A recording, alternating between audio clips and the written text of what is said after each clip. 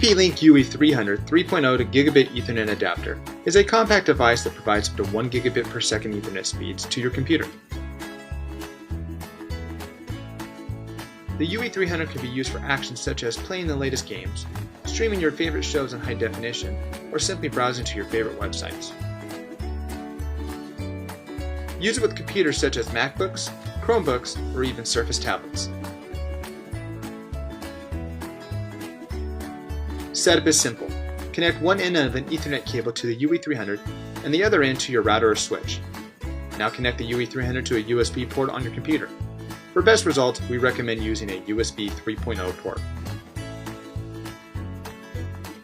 For most users, the UE300 is plug and play. However, some users may need to download the latest driver from the TP-Link website. A solid indicator light represents there's a connection.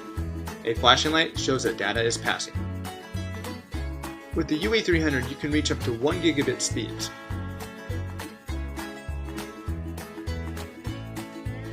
The UE300's compact design makes it an ideal choice for those on the go.